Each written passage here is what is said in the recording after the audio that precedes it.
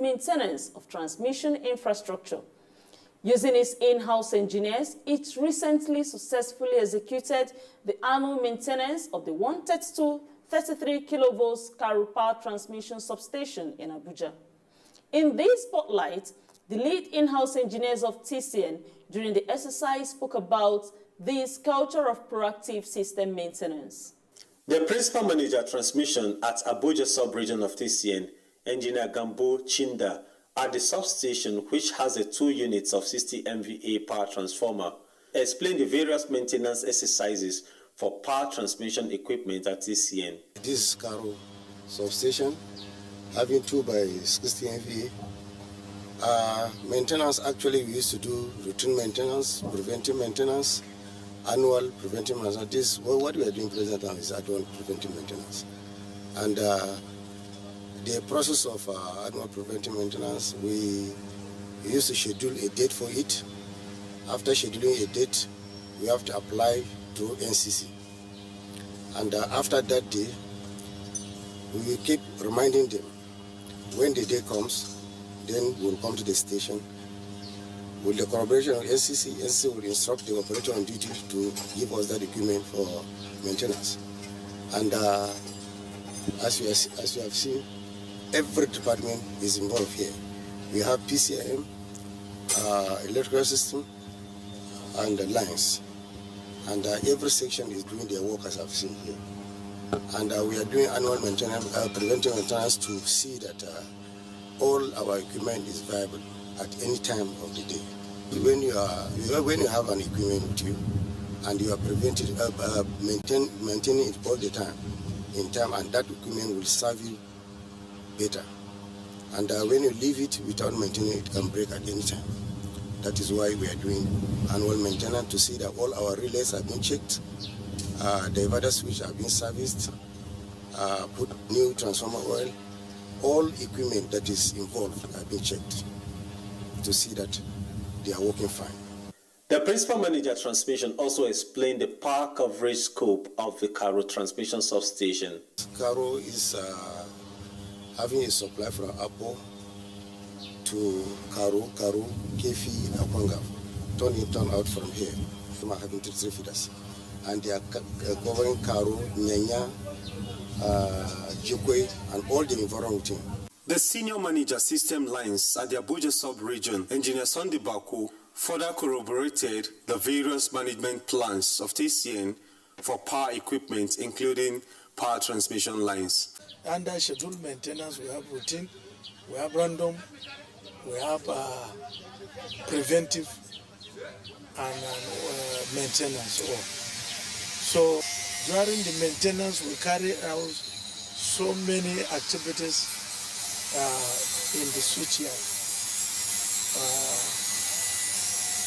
We in the lands department will handle all the overhead associates, starting from clamps, conductors, insulators, and order any hotspot development on any equipment. It can be either on a CT, a breaker, a transformer, bushing primary or secondary part of all the equipment, or terminal connectors that connect isolators to breaker to CT to breaker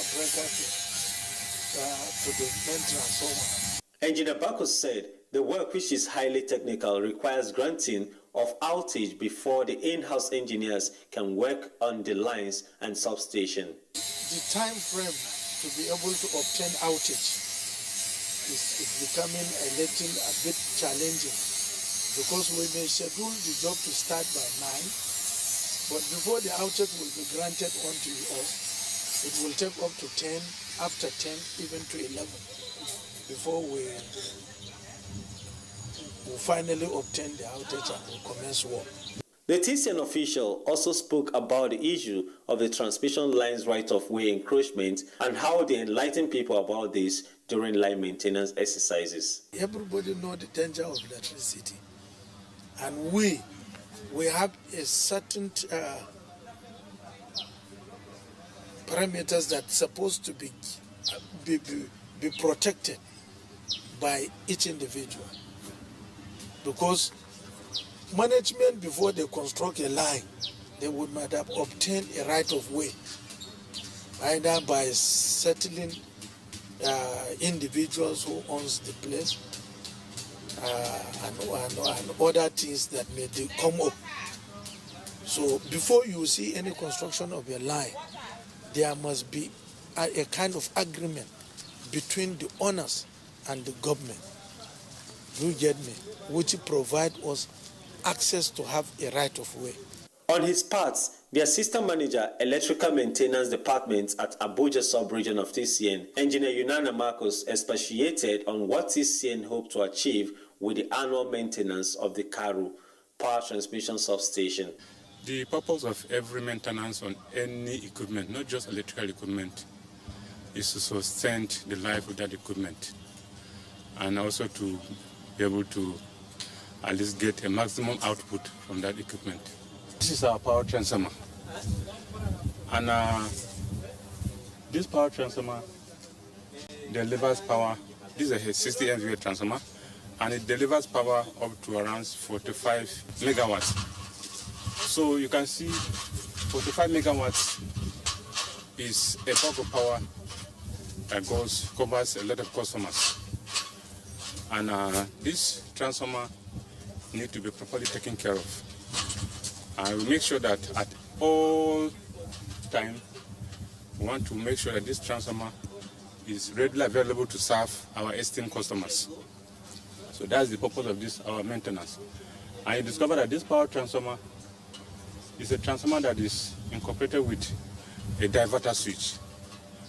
And this diverter switch is with the bulk of our maintenance is carried out through the diverter switch, because we have oil immersed in that diverter switch. So if over sometimes you don't remove those black carbon deposit, anything carbon is conductive. And by the time you allow it to accumulate so much, instead of serving as an insulator, it will turn as a conductive part, and that will cause serious explosion within the diverter switch. And that will invariably means a transformer will pack off. So that's why we make sure once in a while we come, we open up the diverter switch, we remove that carbonized oil, we flush it, wash it properly with clean oil, then finally we introduce new transformer oil, and our transformer take off as a new one.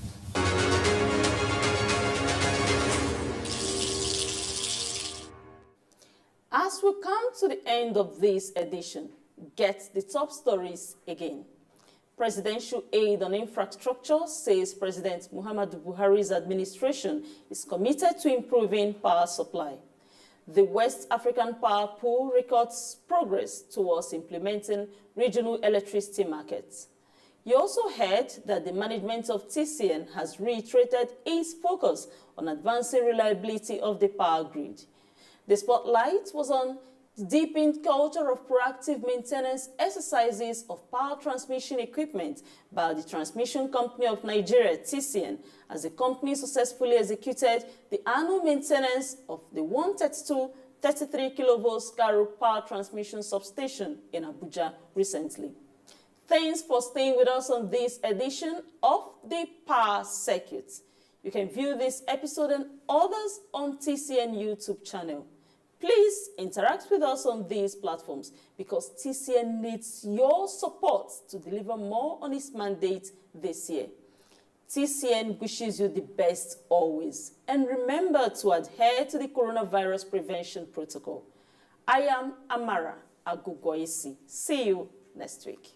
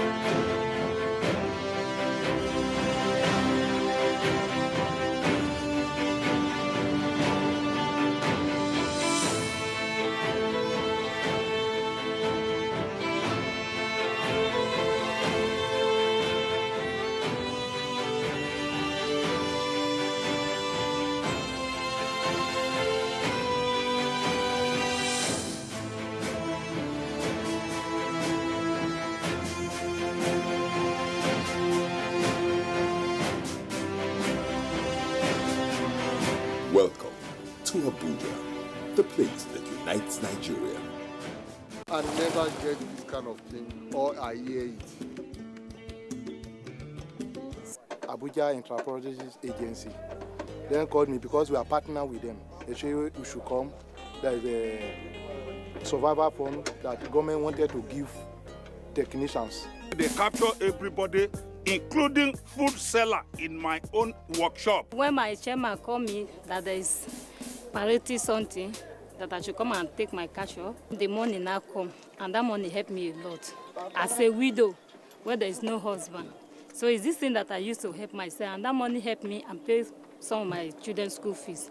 You don't reach almost 40-something years back where I did for this Nigeria. I never get this kind of thing, or I hear it. It is only this government, President Muhammadu Buhari, likewise in Vice, that he recognized a mechanic. Revision classes on television for students in secondary schools in English and mathematics will commence on the NTA. The revision classes will transmit Mondays to Fridays from 5 p.m. to 5:30 p.m. on the network service of the NTA. This is organized in preparation for the various national examinations and orders. This is brought to you by the Federal Ministry of Education.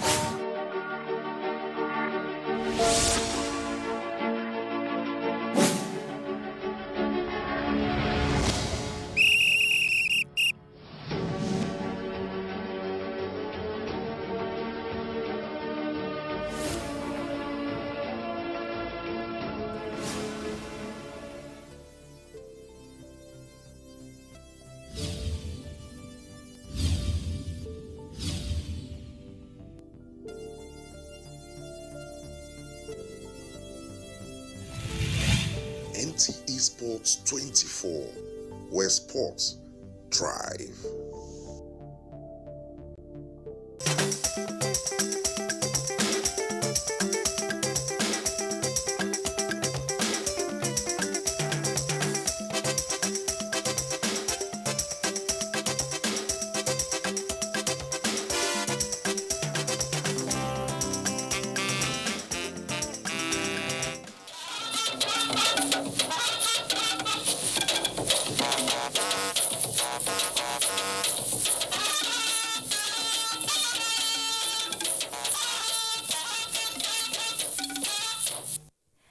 Good evening and welcome to NTA News Top Table. Tonight we have come calling with a Nigerian mobile phone as the Federal Executive Council receives a totally indigenous handset. We will also be checking in at the airports to confirm if some stories making the rounds on the check-in systems are accurate. We are on track, yes, I mean the rail tracks between Lagos and Ibadan as the two cities gear up for a fully operational railway service. There is a garland around the gravels as the 9th Senate marks its second-year anniversary. We also have an appetizing story on yams. It is a potpourri of reports on tonight's lineup, but don't take my word for it. Just settle down. After all, the taste of the pudding is in the eating. I am Fatima Marbuba, and this is News Extra. I welcome you. The Federal Executive Council has approved 2021 Supplementary Appropriation Bill of 895.8 billion naira for presentation to the National Assembly for approval. This is to, amongst others, procure COVID-19 vaccines, as well as enhance the capacity of the nation's military and paramilitary agencies to tackle the challenges of security bedeviling the country.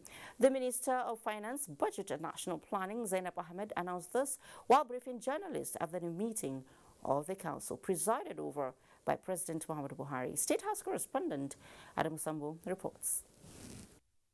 Out of the 895.8 billion naira supplementary budget proposal approved by the council, 83.56 billion naira is for the COVID-19 vaccine program. Of the amount, 30 billion naira is to be used for the procurement of Johnson & Johnson vaccine and the related logistics cost of deployment. It also contains the sum of 1.69 billion for the Nigeria Comprehensive AIDS Program that is currently operating in the states, and an additional contingency provision of 40 billion under the public service-wide wage adjustments to take care of the needs for allowances to the health sector, to the education sector, and other wage-related issues.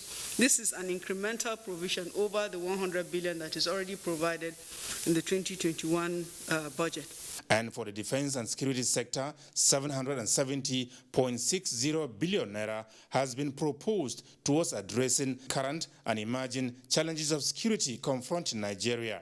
This approval also contains an approval to borrow the sum of 722.53 billion for security expenditures, and these are the capital component of the security expenditure in the absence of any other additional supplementary sources of borrowing. This borrowing will be done from the domestic international capital market.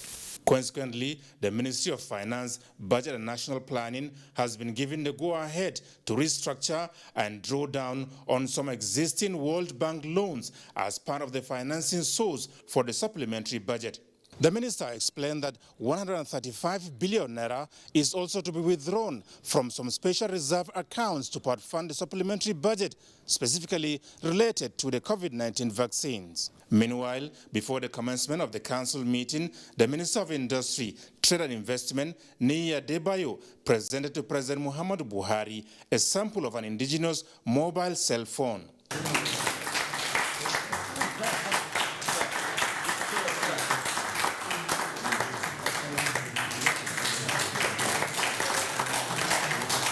The minister said the Made in Nigeria product already launched was produced by Model Skills Training Center of the Industrial Training Fund, ITF. ITF is an agency under his ministry established to promote and encourage the development and acquisition of industrial and commercial skills required in various industries across Nigeria. Actually, it's called Honor, and it's branded Made in Nigeria by ITF Mobile. In the meantime, Wakil Bukar and Muhammad Dattijo have been sworn in by President Muhammadu Buhari as members to fill existing vacancies in the Federal Civil Service Commission and the National Population Commission, respectively. From the State House, Adamu Sambu, NTA News. In the meantime, President Muhammadu Buhari on Tuesday called for a renewed global action to decisively address the HIV and AIDS epidemic in the African region and eliminate the disease by 2030. The president spoke at a United Nations General Assembly high-level meeting on HIV and AIDS to review the progress and commitment to end the deadly disease by 2030 and provide recommendations to guide and monitor response in countries. The president addressed the meeting in a video message pledging Nigeria's full commitment to the Sustainable Development Goals, SDG, and other international and regional initiatives towards eliminating HIV and AIDS in the world within the set goal. He said Nigeria will continue to work with fellow heads of state and government across the continent to ensure sustained high-level political engagement in achieving these goals. Uprising the meeting of Nigeria's response to control the disease, the president expressed delight that the country has moved from a data-poor to a data-rich country with the results of the largest AIDS indicator and impact survey conducted in 2018. He added that the result of this survey has enabled Nigeria to set realistic targets and identify those who were not being reached with the necessity services. And the Minister of Information and Culture, Lai Mohammed, has confirmed that Twitter has formally written to the federal government requesting dialogue over the indefinite suspension of its services in Nigeria. This was while addressing newsmen after the meeting of the Federal Executive Council. State House correspondent Adam Sambo reports. If they say the ban is not effective, how come they say that they are losing billions of naira every day? And if the ban is not effective, how come that Twitter is reaching out to us now? The minister, Lai Mohammed, made it clear that Twitter was banned in Nigeria, having become the platform of choice for separatists to promote their agenda. He said all those talking about freedom of speech and investments are doing so because there is a country called Nigeria. The reason why we took the decision is because we believe that every interest in Nigeria today is inferior to the corporate existence of Nigeria. Probably if they understand why we are doing so, probably their views will change. And frankly speaking, this is a time when politicians should rise above, divisions and queue behind the country. The minister said the government is not unaware that Twitter actively supported the NSAS protests in Nigeria, where 6 soldiers, 37 policemen, and 57 civilians were killed, in addition to the valuable public and private assets destroyed. Twitter definitely does not mean well for this country. Its interest in Nigeria is inimical to our growth. To do business in Nigeria, they must register as Nigerian companies. 2, they must be licensed. 3, they will have to refrain from using the platform for activities that are inimical to the corporate existence of Nigeria. Consequently, the minister explained that the federal government has already taken a position that all OTT and social media platforms operating in Nigeria must register with the Corporate Affairs Commission, be licensed by the National Broadcasting Commission, and strictly adhere to the conditions stipulated in their licenses. He said the present situation where such operators neither have offices in Nigeria nor pay taxes to the government for the billions they earned can no longer be tolerated. From the State House, Adamu Sambu, NTA News. Recently, the news has been circulating that common use of terminal equipment, which is the check-in system that enables multiple airlines to process a large number of passengers and their luggage, has totally collapsed across major Nigerian airports. Aviation correspondent Emmanuel Ayimiru was at the Nnamdi Azikiwe International Airport, Abuja, to find out the true situation of things.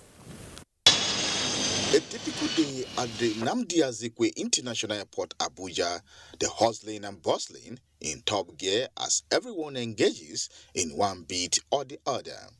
That is, with which activities are going on doesn't give any impression of a total collapse of a major facility that facilitates operations, at least for passengers and airline. Further investigations confirm this impression. Is with the help of our home office, we are able to gather 1 or 2 gadgets to be able to process our passengers.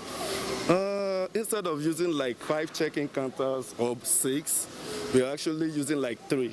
In March this year, the Federal Executive Council approved a new information technology solution firm to take over the management of common use of terminal equipment after the expiration of the 10 years contract of the previous operator.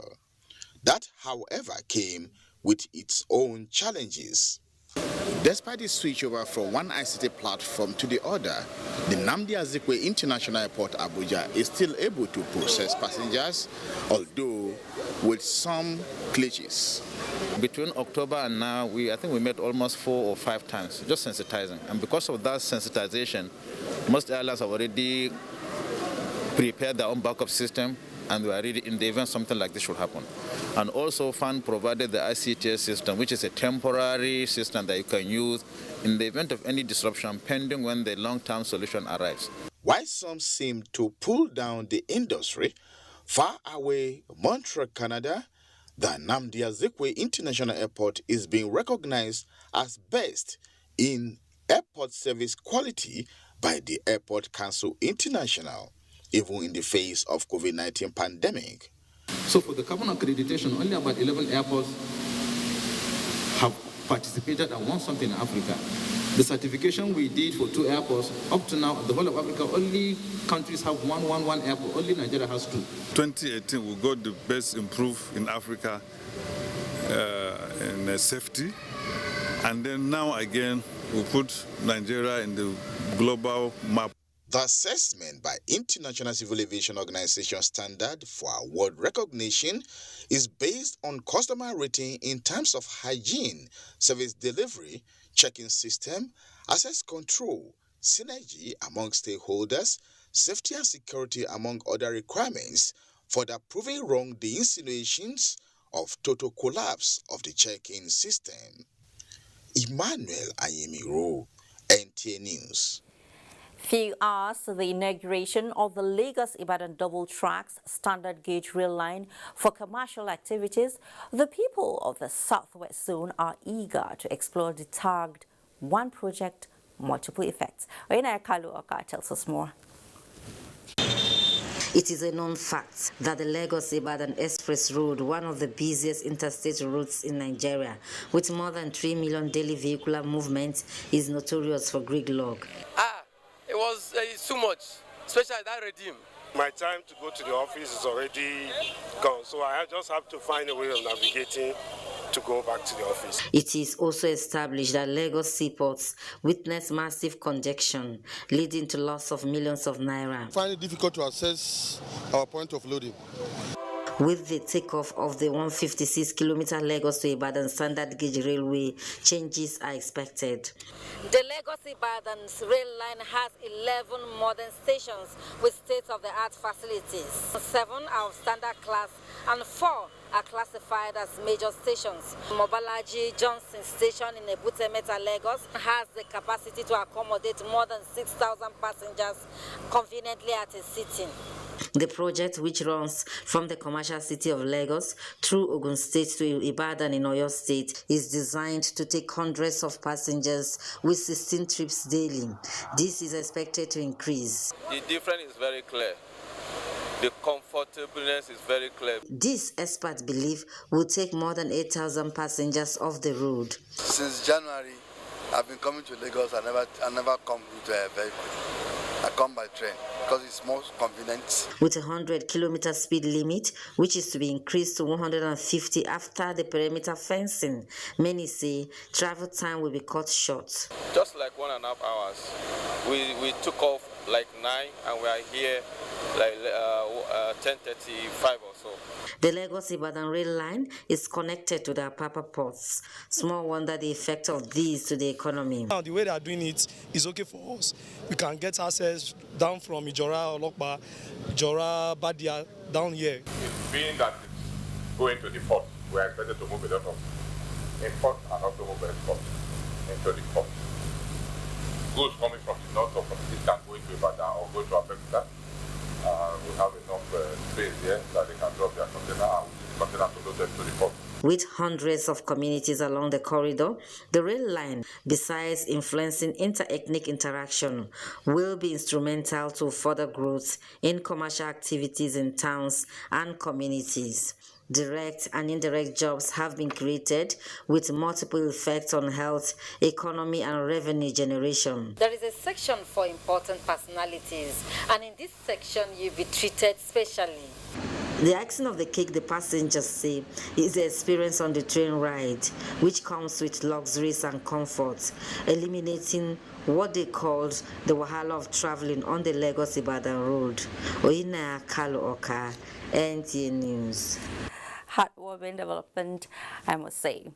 The Nigerian Navy has launched a new landing ship tank LST in Sharjah, United Arab Emirates, to replace the first set of LSTs, NNS Ambe and NNS Ophium, which have been decommissioned. The Chief of Naval Staff, Vice Admiral Awal Gambo, says when commissioned into the Nigerian Navy fleet, the LST will bolster sea lift capability, notably of the transportation of troops, military hardware and vehicles in the conduct of maritime security operations.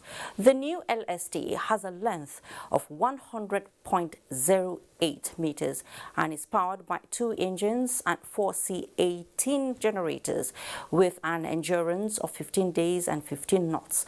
She can accommodate more than 450 persons in the upper and lower decks in short trips for humanitarian or evacuation missions.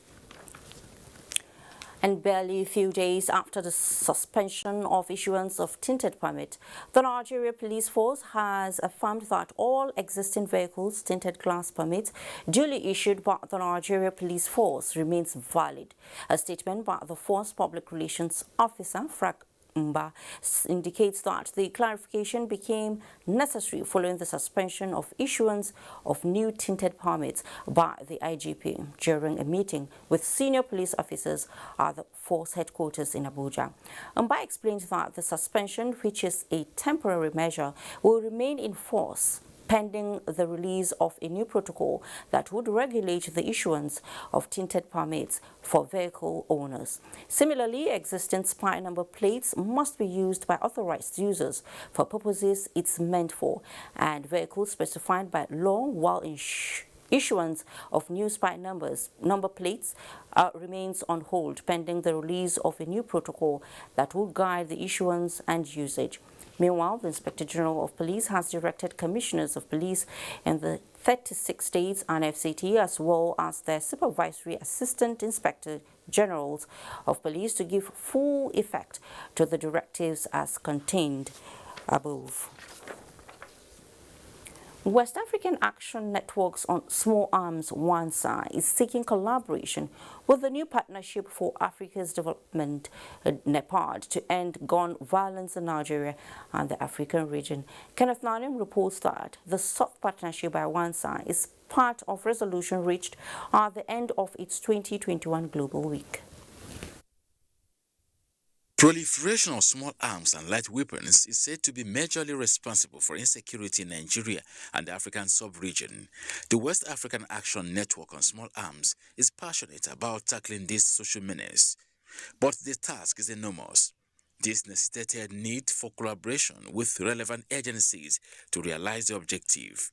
We stand totally with NEPAD under your leadership, which has been working towards realizing the mandate of integrating Nigeria and Africa in the global economy, despite the teething challenges. The national coordinator of NEPAD, Princess Gloria Cobont, urged the group to re-strategize and focus more on the mobilization of the rural dwellers and institutions at the grassroots to galvanize more support and intensify action towards the elimination of all forms of violence in the society.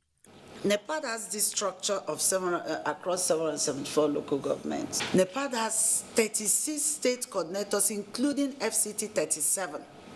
If we collaborate with them for rural advocacy on small arms, purification of small arms, I think we'll make success. She also explained that NEPAD had in 2018 and 2019 launched a program on silencing the guns, from where a policy document will be developed for the implementation of the action plan. Voter education on violence-free election, mobilization of women and youth groups, as well as adequate research and communication skills are other areas of interest in the collaborative efforts.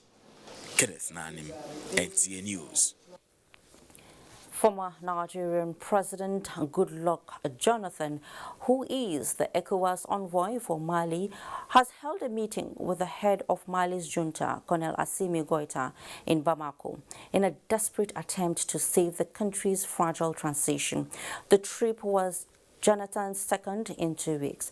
The ECOWAS delegation leader, Claude Brocassi, said it was reiterated by the mediators that the commitment of ECOWAS is to ensure the success of the transition process so that elections are held according to schedule. To have a conversation with the head of the government, who was then the deputy, and the new prime minister. The military officers agreed that the prime minister will be a civilian. So it is not new. So I don't think there will be conflict between the Prime Minister and the head of government. As I said, and it was reiterated by the mediators, that the commitment of ECOWAS has accompanied the transition process so that elections are held according to the schedule that has already been established by the Malian authorities. Therefore, our role will be to support this process. So there was already the first step that was mentioned at the Accra summit, namely the appointment of a civilian prime minister. That happened yesterday, and I think it's a positive point. Goïta was sworn in Monday as the country's president, 2 weeks after he removed transitional President Baldao, attracting suspension and condemnation by the African Union. Goïta has vowed to stick to the old transition schedule, which prescribes elections next February. The Sahel country's second coup in 9 months threatens to upset a return to civilian rule. Activists and political parties have warned that the army is keen on dominating power with little interest in a democratic dispensation. The Inspector General of Police, Usman Alkali Baba, has vowed never to allow assailants to overtake police stations and formations in Nigeria. He gave this assurance at a meeting held with personnel in Lagos. Len Deneke reports that the visit is part of his familiarization tour of police formations across the country. The security unrest and destruction of police formations in some parts of the country have left many worried, despite steps taken by the police to checkmate the act.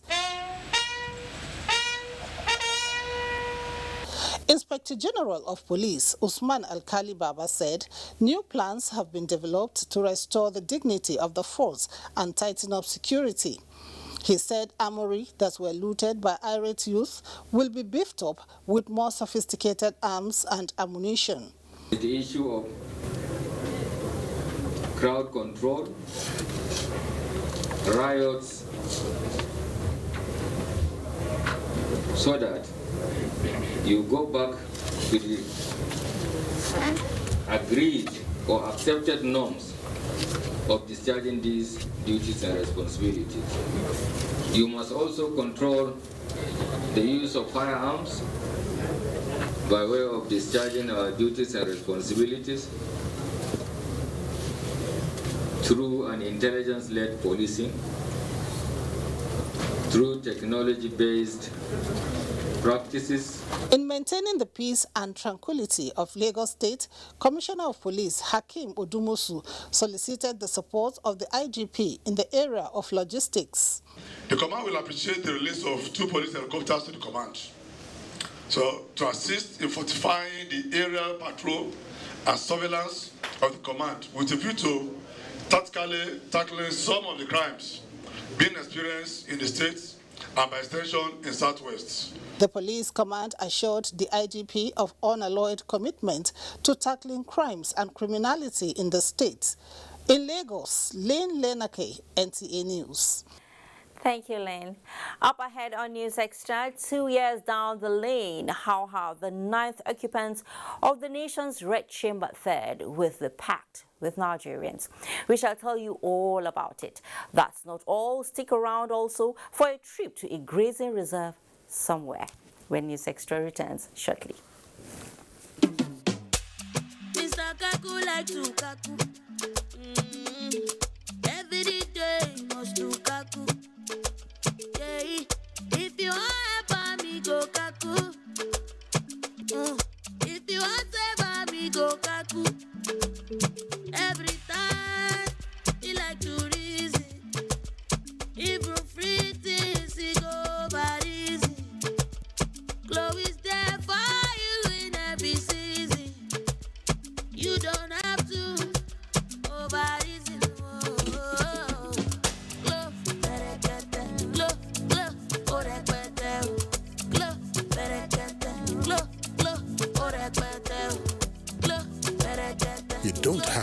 Mr. Kaku when it comes to data. Get a Glow MiFi for 12,000 Naira and get up to 60 gigabytes data free.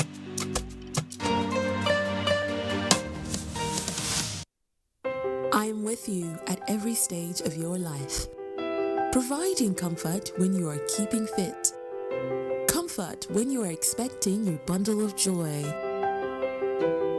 comfort during motherhood, comfort in your office, comfort in your car, comfort when sharing a meal, comfort at bedtime. From cradle to grey, there's comfort for you with Vitafoam. Quality is vital. Quality is Vitafoam. Vitafoam, the fine art of living. The Honorable Minister of Agriculture and Rural Development, Alhaji Mohammed Sabo Nonono, invites Honorable Commissioners of Agriculture, Permanent Secretaries of State Ministries of Agriculture, Heads of Parastatals, Agencies, Institutes, Program Managers, Directors of Planning, Research and Statistics, relevant stakeholders and non-governmental organizations to the 44th Regular Meeting of the National Council on Agriculture and Rural Development. Theme: Nigeria's Agriculture and Food Security in the Face of COVID-19, Floods and Insecurity. Date: Tuesday 15th to Thursday 17th June 2021. Venue: International Conference Center, Garki, Abuja. Time: 9 a.m. daily. Please note that the meeting will both be physical and virtual in line with the COVID-19 protocol and the NCDC guidelines. Dr. Ernest A. Umahihe, Permanent Secretary, Announcer. The Masters Deep Blue, the Integrated National Maritime Surveillance and Security Infrastructure. Our platforms are ready. Special Mission Aircraft, Special Mission Helicopters, Unmanned Aerial Vehicle, Special Mission Vessels, Interceptor Boats, Armored Vehicles, Special Forces and the C4I Center. Official flag off on Thursday 10th June 2021 by President Muhammadu Buhari, GCFR. Chief Host, Right Honorable Rotimi Amici, Minister of Transportation. The Masters Deep Blue, calmer coast and safer seas. Security is priority. The Integrated National Maritime Surveillance and Security Infrastructure. Powered by NAMASA. Here is a very tough guy who knocks out every opponent, but now he's been knocked down by malaria.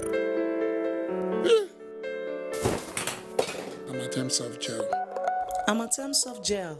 Amatem Soft Gel makes treating malaria easy. Daddy, when I had malaria in school, they gave me Amatem Soft Gel. It's soft and easy to swallow. Amatem Soft Gel is a game changer. The opponent is down only in round one. Amatem for Soft Gel are good to combat malaria for body. Available for adults and children. Say no to malaria. Yes to life. The Honorable Minister of Transportation, Right Honorable Chibweke Rotimi Amici, and the Honorable Minister of State for Transportation, Senator Gbemisola Rukaya Saraki, cordially invite stakeholders in the transportation sector and the general public to the flag-off ceremony for commercial operation of Lagos-Ibadan Rail Line. Date: 10th June 2021. Time: 10 a.m. Venue: Mobolaji Johnson Railway Station, Ebute Meta Junction, Lagos, and the official launch of the Integrated National Maritime Security and Waterways Protection Infrastructure, Deep Blue Assets, by His Excellency Muhammadu Buhari, President and Commander-in-Chief of the Armed Forces, Federal Republic of Nigeria. Date: 10th June 2021. Time: 11 a.m. Venue: ENL Terminal, Apapa, Lagos. Announcer: Magdalene Ajani, Permanent Secretary, Federal Ministry of Transportation, Abuja. Nigerians, welcome to the Decade of Gas Development 2021 to 2030. On 1st December 2020, President Muhammadu Buhari launched the National Gas Expansion Program, a strategic solution to address energy challenges. It guarantees job creation, revenue generation, and ensure energy security for industrialization. Nigerians, it is time to fully tap into the nation's national gas with proven reserve of 203 trillion cubic feet. Nigeria national gas story is changing from flaring to fortune. So far, $10 billion Train 7 gas expansion deal has been closed. Gas Transportation Network Code is in operation, while gas flare commercialization program, Ajekuta Kaduna Kano, AKK gas pipeline, Auto Gas, capacity building, the integrated gas handling facility, Oredu, Edo State, and many more initiatives are ongoing. Gas will be available and affordable. The Honorable Minister of State for Petroleum Resources, Timi Praise Silva, is leading his team, the GMD, NMPC, Executive Secretary, NCDMB, and other heads of agencies to deliver on this mandate. And coming soon, the launch of micro-distribution centers across 774 local governments areas and conversion of cars to dual fuel usage. Nigeria Go Gas, unlocking the economy to boom again.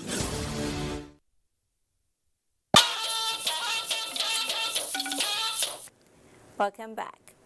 On the 11th of June 2019, the 9th Senate took off with a legislative agenda that promises to improve Nigeria's economy, address insecurity and create jobs. Halfway into the tenure, the legislative arm, it has received 745 bills, 58 of them passed, while it considered 250 motions. National Assembly correspondent Ignatius Unko reports. That was the inauguration of the 9th Senate on the 11th of June 2019. 24 months down the line, the legislators are marking their 2-year anniversary. It was a moment of retrospect for the legislators who called for concerted commitment to peace in Nigeria. President of the Senate Ahmed Lawan took the lead, congratulating his colleagues, ruling out their major achievements and calling for more commitment from the senators. This Senate, under the leadership of the Senate leader, held a round-table discussion with all the security agencies, and we had very, very supportive resolutions which we passed to the executive arm of government. We promised to break the jinx on the petroleum industry bill, and we are on the verge of doing this by finally passing the bill sometimes this month of June. The 9th Senate therefore passed Police Trust Fund Bill to enhance the effectiveness of the rank and file in the discharge of their security duties. This country had only 2 laboratories that can test COVID-19. As we speak now, based on legislation that we made through appropriation, we have public sector more than 100 laboratories. Apart from the major economic bills passed, such as restoration of the budget cycle to January-December, Deep Offshore Amendment, Finance and the Companies and Allied Matters Act Amendment bills, all the 250 motions considered were centered on the economy and security. So in the area of lawmaking for good government of Nigeria, we have performed creditably in this area. But we have been able to do so because of your leadership style. We have confirmed about 60 requests from the executive. Part of our legislative agenda is that we are going to have a Senate that works for all Nigerians. Every Nigerian has a responsibility, just as we do here, to change our attitudes. For some of the legislators, the Senate should focus on more decisive interventions in addressing the persistent security problems in the country. To provide legal backing to new security outfits, which are poised to close the existing gap in our security architecture. Helping the police with regard to security and the army, we must make sure that we do the needful to make sure that money so appropriated to them is released to them on time. And I want to say we have made so much tremendous progress. However, we need to do more. Nigeria has an opportunity to look in and discuss more of the things that bring us together and less of the things that will divide us. Between 2019 to date, Senate has lost 4 members to the cold hands of death. Senate has adjourned plenary to Tuesday, the 22nd of June 2021. From the National Assembly, Ignatius Unko, NTA News. The clamor for an improvement on security situation across the country continues to resonate. The House of Representatives says, security being everyone's business, a legal framework should be in place for the operation of state security outfits to tackle local criminals. National Assembly correspondent Lami Ali reports that a bill with that provision passed second reading. The Constitution Alteration Bill, sponsored by Anthony Affair, seeks defined and active rules for state and local governments pertaining to funding and other logistic support to ensure effective crime fighting and intelligence gathering. The idea is centered on complementing the Nigeria police force, maintain law and order. There's need for us to structure it in the Constitutional Amendment for it to have a legal backing. So we don't have different outfits that are uncoordinated. Also passed at second reading during plenary Wednesday is a bill to establish Alex Ekweme Teaching Hospital from Chinedu Oga. A bill to establish Nigerian Paramilitary Academy, sponsored by Adeshegun Abdul Majid, and a bill to establish Admiralty University, sponsored by Yusuf Adamu Gagdi. As a conventional university, with selected programs, limited and focused faculty to promote scholarship, research, and other means of advancement of knowledge, and its practical application to military hardware and software. The House adopted a resolution urging the Central Bank of Nigeria to reverse its policy, which has seemingly caused a freefall of the Naira, as moved by Bamidele Salam, and resolved to investigate federal government's loans to farmers from 2009 to date, as highlighted by Chiki Okafo.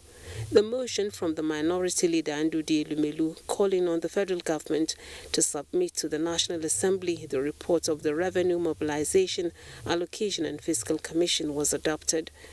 Mandate the House Committee on Finance to invite Revenue Mobilization and Fiscal Commission to appear before them for further explanation as to the issue of the report. Meanwhile, the House, in response to an appeal from Kabir Shukura, urged deployment of additional security personnel to fight insecurity in Kebbi State.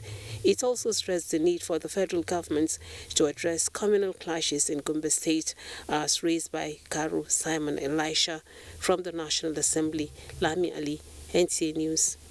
In another development, Information and Culture Minister Lai Mohammed has assured that the federal government will leave no stone unturned to ensure that submissions made at the special town hall meeting on protecting national infrastructure implemented. The minister gave the assurance at a special town hall meeting on protecting national infrastructures held in Abuja. Anthony Ferguson has that. By far more serious than I thought. The Information and Culture Minister, Lai Mohammed, wrapping the town hall meeting with a heavy heart on how bad the situation is. Damage with just one bridge alone in Kano will cost over 1.8 billion to repair. The sheer number of damages done to rail tracks in the northwest, northeast, and north central, in particular, and the eastern part, is simply shocking. In the FCT alone, we've been told that over 25,000 manholes and other infrastructure, tools have been removed and have to be replaced. The funds that will be used to replace these covers and the other things, I'm told is about 2.6 billion, if I heard the Honorable Minister very well. This is money that could have been used for other services. To this end, he concluded this way.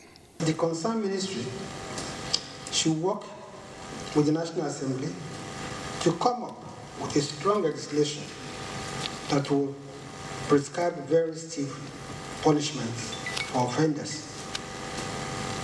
As it has been shown that the absence of very stiff sanctions has unwittingly encouraged the wanton vandalization of public infrastructure.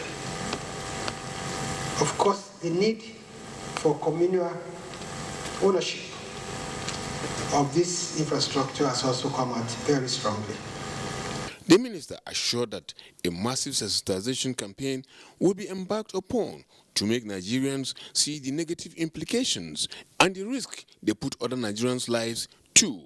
In Abuja, Anthony Forson, NTA News. Let's head to Lagos now. The country's territorial waters and, by extension, the Gulf of Guinea has long been plagued with maritime crimes ranging from piracy to kidnapping. After several interventions, the federal government has finally responded with an integrated maritime security architecture codenamed Deep Blue Project. Prelude to its inauguration by President Muhammadu Buhari, Michael Olale examines the prospect of the security masterpiece to calm the troubled waters in the region. There is nowhere on earth where piracy thrives more than the Gulf of Guinea. This is because the region alone accounts for more than 43% of all reported piracy cases globally, according to the ICC International Maritime Bureau. It is a development that is not just threatening investments in the region, but causing the entire African continent a huge financial loss. This is the Command, Communication, Control, Computer and Intelligence C4I Operational Center, a component of the Deep Blue projects. From here, the country can monitor activities on its territorial water from 200 nautical miles. When we see you are carrying out any illegal activity, we can easily command any of our platforms out there to proceed towards there to intercept. So far, assets like 16 armored vehicles, 4 unmanned air drones, 17 fast interceptors, 2 special mission vessels, 2 special mission aircrafts and helicopters have been procured, apart from the 600 personnel integrated from both the military and navy.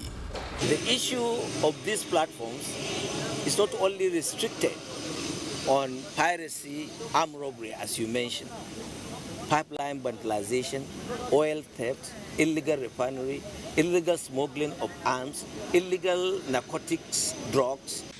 Experts are convinced that the Deep Blue project is indeed the much anticipated answer to maritime threats, but stressed greater efforts at ensuring that facilities are well maintained. It gives hope, it gives credibility to our environment, it enhances Nigeria's chances in getting into the IMO Security Council. After inauguration by President Muhammadu Buhari, the Deep Blue project will be deployed to secure the Anchorage area, a development that will enable the country harness the vast wealth in the blue economy. In Lagos, Michael Olale, NTA News. Thank you, Michael. Gombe State is among few states with no significant record of a farmer-herder conflict in northern Nigeria. However, the state is housing one of the largest grazing reserves in the country with international recognized stock routes. Agriculture correspondent Musa Baba Aliu visited the grazing reserve that is currently being renovated by the federal government in conjunction with the state government. It was few minutes past 7 in the morning of Wednesday, 2nd of June 2021, when I visited Wawazangi Grazing Reserve, located in Gombe State. It is one of the biggest grazing reserves in the country, covering more than 140,000 hectares of land. The State Commissioner for Agriculture told me that 2 million cattle can be settled in the reserve at a go. No wonder. Ardo Idrisa and other members of the livestock breeders are living in the grazing reserve. The grazing area established years back was abandoned by previous administrations at federal and state levels. The good news here is that the administration of Governor Inuwa Yahaya and the federal government are out to rehabilitate the grazing reserve. Constructions of hospital, veterinary clinic, dams and access roads are underway.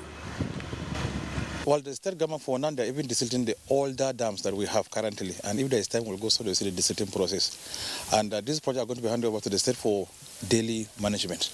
The abandoned primary school in the area is being rehabilitated. 11-year-old Mariam was happy with the transformation taking place in the area. She takes care of her mother's cattle before she attends classes in the morning. Not only Mariam, other children also attend the school and they are excited doing so. The transformation taking place in Wawazengi, Minister of Agriculture said will be replicated in other northern states. And then appeal on behalf of the Gombe farmers, Gombe cattle rearers, the livestock owners of the Northeast, that this promise of having this project, the project mentioned in the map and the design, should be implemented, and more should come to Gombe, because our governor is a focused governor as far as agriculture is concerned, and he is always ready to give the maximum support in the Grazing Reserve. Veterinary officers alongside cattle breeders expressed the hope that the Ministry of Agriculture will execute the project to later. From Wawazengi Grazing Reserve in Gombe State, Musa Baba Aliyu, NTA News. Nigeria's grazing space and forest reserve are being transformed to put an end to the incessant farmer-herder clashes and to preserve and utilize the resources for improved security and social economic stability of the rural population. The roadmap for achieving robust platforms for solution-driven projects came to the fore during NTA Current Affairs program Tuesday Live. Abubakar Usman Akwanga reports. Nigeria's grazing system and forest potential are being revived and modernized in line with global best practices to address conflict between farming and herding communities. Stakeholders on NTA's Current Affairs program Tuesday Live acknowledged federal government initiative on National Livestock Transformation Program as spot on, citing the new synergies between government at all levels to implement critical components of the program. We just have to adopt the zero grazing method, whereby you get the grazing reserve, get a small veterinary clinic in there, get a small market so that people outside can come and buy the milk and the beef, etc. Get a small school for the children of the herdsman, and then, of course, good roads. I'm trying to build different models that will enable rapid transformation, that will lead to quick changes in attitudinal practices, that will quickly ramp up and develop capacities, and that will help us to secure a lot of investments. Effective control and management of livestock and adequate awareness strategies are described as key drivers in actualizing reforms through the strengthening of institutional capacity to reduce growing tension created by frequent disputes. I would rather suggest the government gets more focused, puts in more resources, and support these people as a business, because the struggle we are in now is for us to provide means of livelihood to the people so that they can have a sustainable life. Federal government decided to bring a blueprint, and within that blueprint they are trying to get the buy-in of the various state government, and the expectation there is, just like Gombe is doing, is to look at what are those things that are provided and can easily be domesticated. As the debate for sustainable part in achieving lasting solutions created by forests and grazing reserves continues, the expectations of Nigerians is to have more interventions that will reduce conflict and protect lives and property. In Abuja, Abubakar Usman Akwanga, NTA News. So a bit on education now. The Joint Admission and Matriculation Board JAMB has opened a window of grace for students who failed to register or made errors in the registration process till June 11. Registrar of the board, Professor Ishak Uluede, says the body will also be conducting mop-up examinations for such candidates. Our Yusuf Jibo reports. With concern written all over their faces, these students are worried that they may miss out on the 2021 UTME examination following their inability to conclude their registration before the registration deadline. They, like some other prospective candidates, are caught in the web of NIN requirements stipulated by the examination board. So I've been sending the NIM time without number without receiving any code, like the profile code from JAMB office. So that's the way I came here to since last month. I've been sending it since last month. Addressing their concern is the main reason behind the visit of JAMB Registrar Professor Isiaq Oluyede to the Lagos office of the board, where he also monitored the registration exercise. Because we have asked them across the country, we have asked them that all of them across the country, whatever reason you have, come and show us. And that's why you are seeing them, those who say they don't have NIN, those who say they don't have this. Without NIN, nobody will be registered. JAMB had previously extended the registration period for the 2021 UTME and direct entry, with exams set to begin June 19th to July 3rd. In Lagos, Awol Yusuf Jibo, NTA News. Governor Bala Mohammed of Bauchi State has approved dissolution of the state's Executive Council and other political appointees with immediate effect. Contained in a statement signed by his Special Advisor, Media and Publicity, Mukhtar Gidadu, the dissolution includes the Secretary to the State Government, the Chief of Staff, Government House, and all special advisors, except special advisors on security, national and state assemblies, liaison, social investment, and that of media and publicity. While thanking them for their meritorious services to the state, Governor Bala Mohammed wished them the very best in their future endeavors. And we head to Kano, where Kano State Governor Abdullahi Umar Ganduje promises a stronger working relationship with the Nigerian Television Authority in view of its indispensable role in nation building and promotion of national unity. The governor made the pledge while receiving the management of NTA-Kano. Abdullahi Mustafa reports. It is time for the weekly meeting of the Kano State Executive Council. The governor and other cabinet members are set for the usual deliberation on memos from MDAs.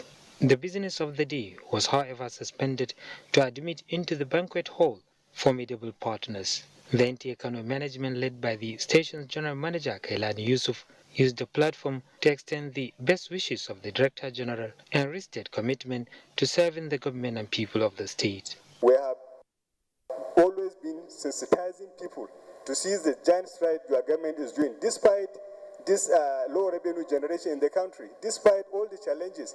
Governor Abdullah Umar Ganduje, who expressed satisfaction with the contribution of the NTA in projecting the development programs and projects of the state government, assured that his administration will continue to partner and support the organization in discharging its indispensable role of promoting unity and national development.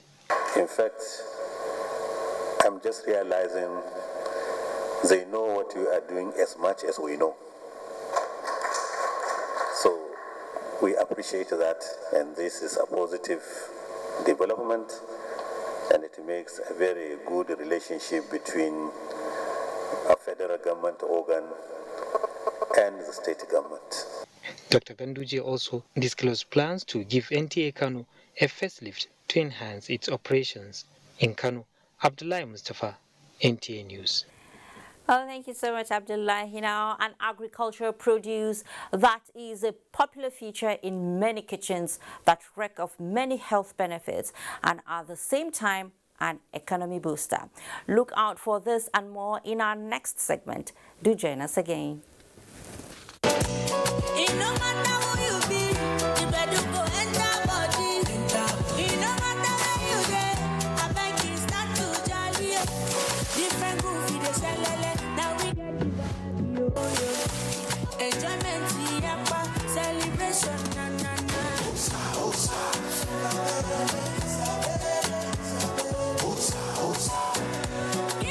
Think Chapman, drink smooth.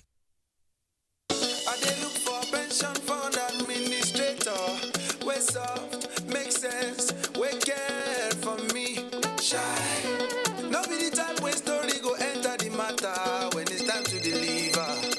Oh no, no, no, no. The brand is sure them no go stress you.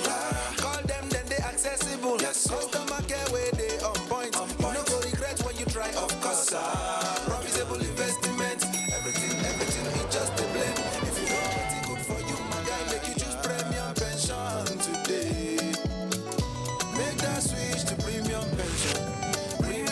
pension. Make that switch to premium pension. Join over 700,000 satisfied members and enjoy the premium experience at our offices across the 36 states in Nigeria, including the FCT. Call 094615-700-704 to make the switch today. Premium pension. Active today, premium tomorrow.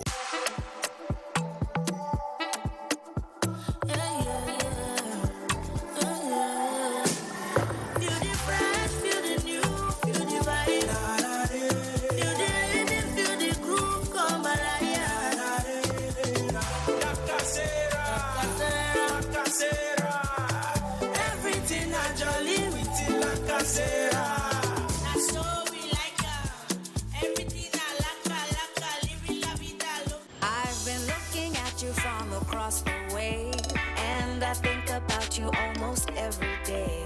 Now I think that I must have a crush on you. I hope that you feel it too.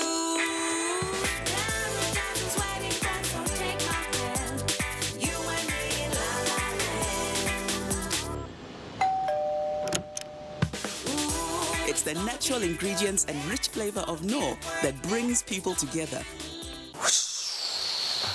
Please keep an eye on them. Oh, that's all right. Uncle Paul, look! I want to be a pilot when I grow up. That's good. I've always wanted to be friends with a pilot. Uncle Paul, what's your job? I help people understand things. Like a teacher? Almost. I help explain to mummies and daddies what they can do with their money. I help people build stuff. And I'm always there when they are happy and when they are sad. I help people grow all kinds of things. You're a farmer! Not quite. I help people keep and grow their money so later they come back when it's bigger for themselves. You're a magician! Just like a pilot, I help people move from where they are to where they want to be. Thank you, Uncle Paul. Pilot. ARM. Invested in your tomorrow. John, you can use our toilet now. Ew! My mommy said I should always use a toilet that is cleaned with Hypo toilet cleaner. James will bite my bone bone. John, what's the problem? Use Hypo toilet cleaner. Introducing the new and affordable Hypo toilet cleaner. Kills germs and deodorizes your toilet. The internet at home disconnects me, but that's a thing of the past. Today, I found the great solution. With Connect, I can get internet from space. It's super fast satellite internet from Connect. It's great. I can get internet everywhere. It's super simple and super fast. It's Connect. Broadband up to 100 megabits per second. All this from 6,900 naira per month. Isn't it great? Go to connect.com.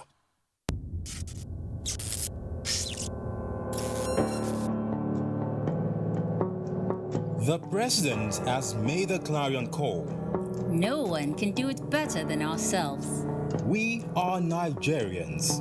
Let's together share our rich products, cultural heritage, and great talents with the rest of the world. We are Nigerians. Relevant stakeholders are joining the campaign, calling on fellow compatriots to come on board.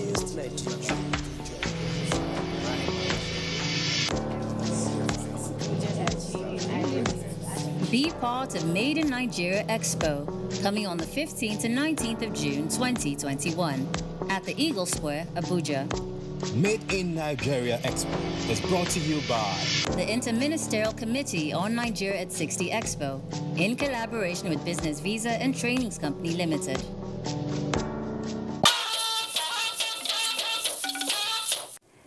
Great to know you're still with us on News Extra.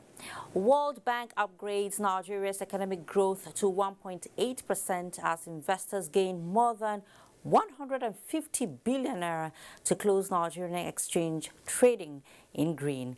Let's join Musa Abakar for details on business news. Musa. Well, thank you, Fatima. The World Bank upgraded its economic growth focus for Nigeria in 2021 to 1.8%, citing higher oil prices, structural oil sector reforms and market-based flexible exchange rate management.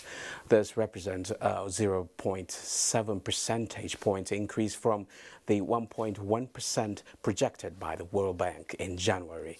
The new forecast was contained in the World Bank's latest global economic prospect titled Global Recovery Strong but Uneven as many developing countries struggle with the pandemic's lasting effects.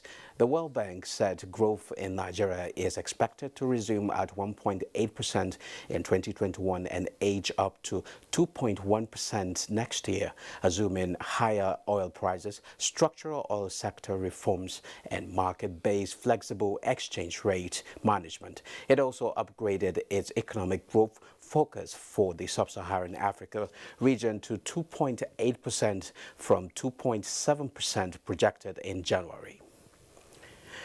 Now, equities market closed Wednesday trading session on positive. The all-share index climbed 0.74% to close 39,170.95 basis point and market capitalization at 20.4 trillion naira. 181.5 million shares valued at 3.96 billion naira were traded in 3,217 deals. Zenith, Sterling and Guarantee Trust Bank are the most traded shares with a combined volume of 55.1 million shares valued at 939.9 million naira. Well, that's business news. It's back to you, Fatima. Thank you so much, Musa. Now, the huge investment partnership and benefits accruing from the Nigeria International Petroleum Summit, key players say, has continued to present in-country value across the entire value chains with low-hanging fruits and long-term benefits that will reposition the Nigerian oil and gas sector narrative. Lydia Sampson has that. Permanent Secretary, Ministry of Petroleum Resources, Beatrice Baku-Nabasu says it is even more gratifying because government resources are not deployed in the organization of the summit since inception. The benefits are numerous. First and foremost, let me enlighten you that Nigerian government does not spend a kobo in the preparation, in the organization of this summit. Rather, we benefit. Because I know the previous 3 editions, there were remittances from this summit to the Federation account. This roundtable on investment opportunities kick-started a discussion on the landscape of opportunities and projections with a view to harnessing lessons learned for a proactive future for the industry. The very fundamental of every national oil company is energy security. And it's not perfect. Energy security is the nucleus of all forms of security. Food security, health security, cyber security, just name it. Together, they determine how strong, how robust the energy security of a country is. We've seen where we had disruptions. We had disruptions in our supply chains. We had disruptions when it came to operations, and we had disruptions and delays for projects.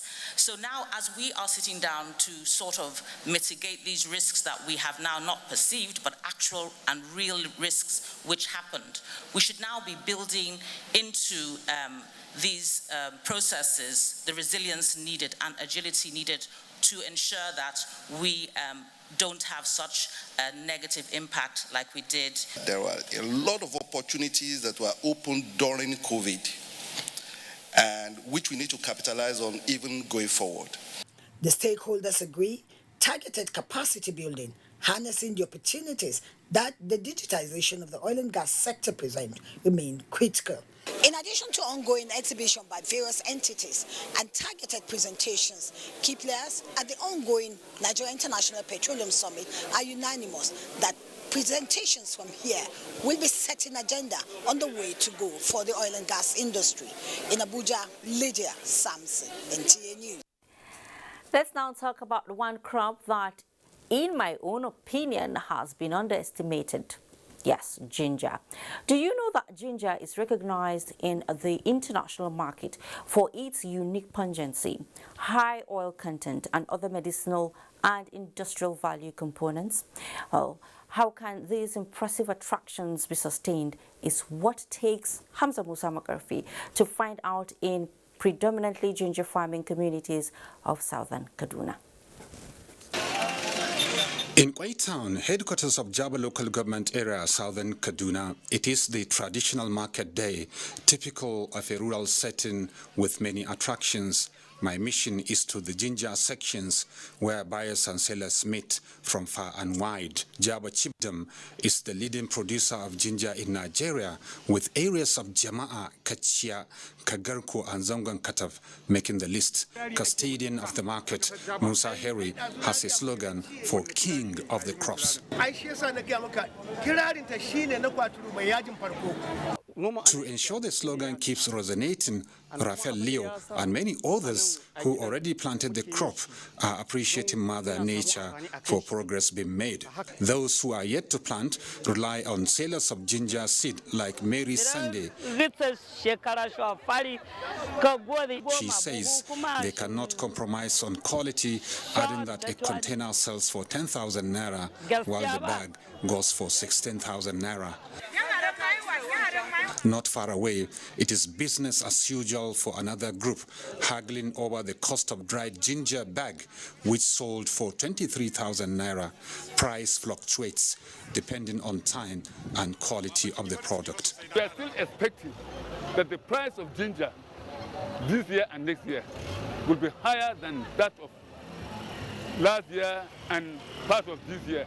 Investigation shows in addition to Kaduna, 4 other top producing states of Bauchi, Gombe, Benue and Nasarawa contribute to the national average, making the business to thrive at local and international markets. Nigeria is rated the 3rd largest exporter of ginger in the world after China and India, and takes 2nd largest production share of 16% according to findings. If we have the vision of establishing small-scale industries, definitely the usage of the product within the country and in the communities will increase. This is the yearning of the people. It is still work in progress by government and promoters of ginger production, with strategic planning and implementation of initiatives on addressing farmers' challenges to expand cultivation, ensure market stability, and promote export. From Kafanchan, Hamza Musa Makarfi, NTA News. Really informative. Now, agriculture, which is one of the key drivers of President Buhari's administration, has been constantly gaining grounds in various quarters as technology and dynamics are being introduced to improve methods, practices and yields. In this report, Alajide Bello unveils another initiative to boost yam production. Do you believe that interlocking is not a barrier to growing of yam?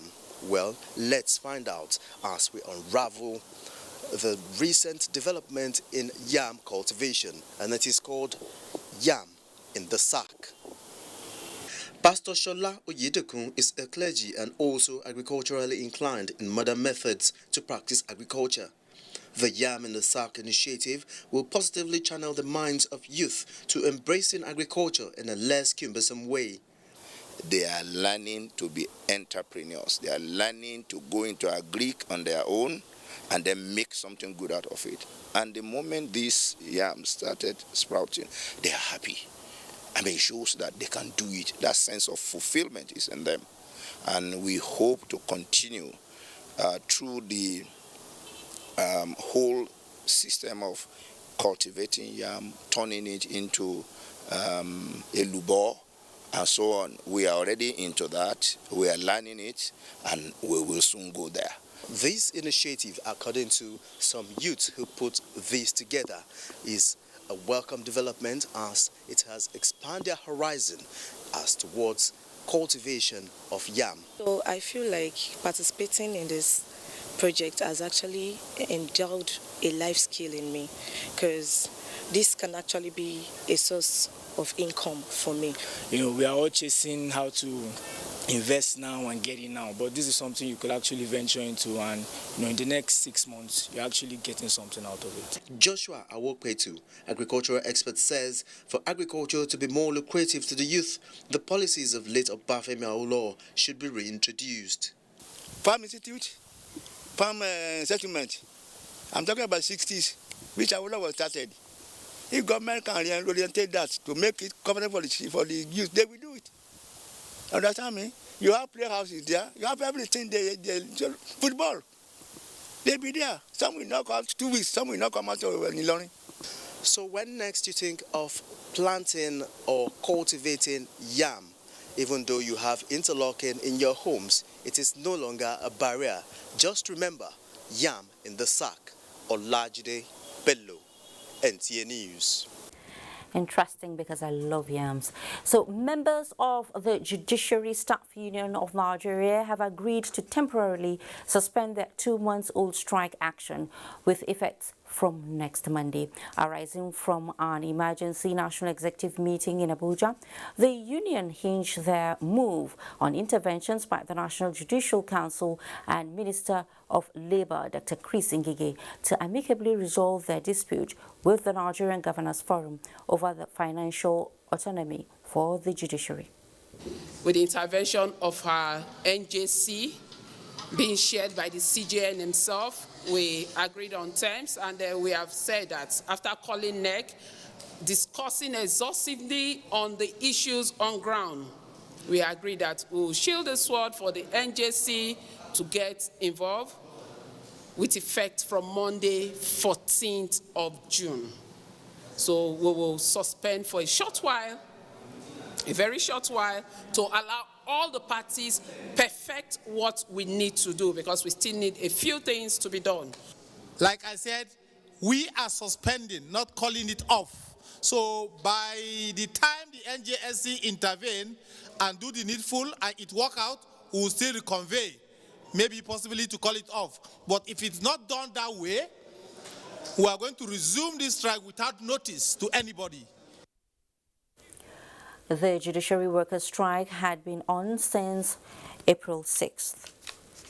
Following an appraisal of the report indicating the gradual implementation of the items contained in the Memorandum of Action signed between the Academic Staff Union of Polytechnics, ASUP, and the federal government, the union has resolved to suspend its 65-days-old industrial action with effect from 10th June 2021. A statement by ASUP National Publicity Secretary Abdullahi Yalwa says the suspension is for a period of 3 months to enable the government complete the execution of the items contained in the Memorandum of Action signed with the union since April 2021.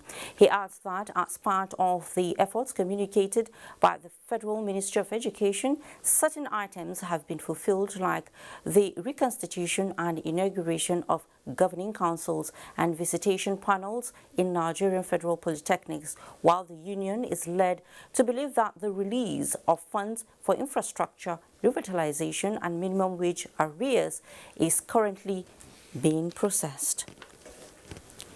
The red rose remains my favorite flower, which is yes. We take another breather at this point, and when News Extra returns, we will let you into the amazing world of flowers and all the trappings. Plus, Tegna is in the news again. What is it about the town this time around? Find out when we return.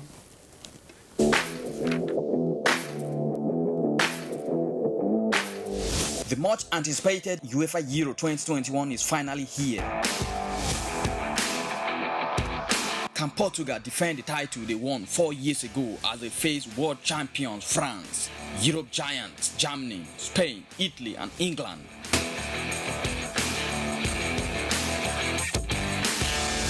Catch all the action via live transmission, in-depth studio analysis, fixtures, results, updates, and lots more on NTA, Africa's largest TV network.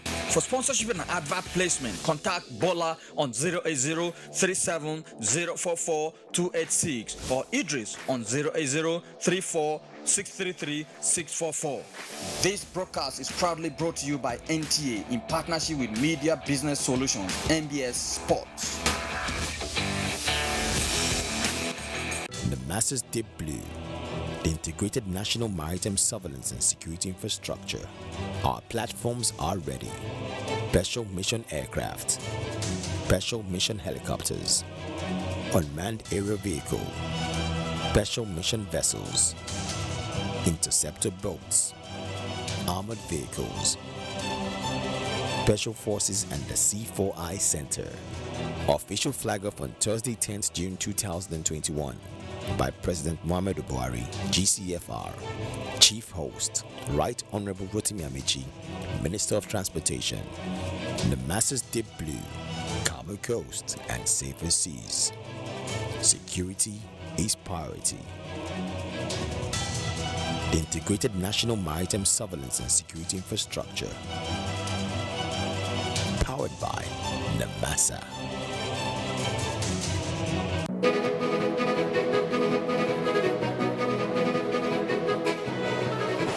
How did I get here? It all started shortly after I graduated from MSTC, the Model Skills Training Center with a certificate in ICT.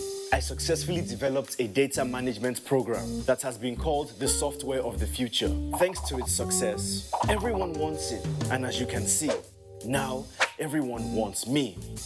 But I'm not alone. The skills training programs at MSTC are equipping young Nigerians to become the next big success story.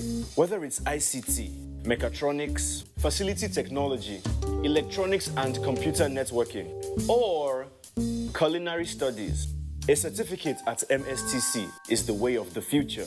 And just like me, there he is. Everyone will want you to. ITF, developing the nation's human resource.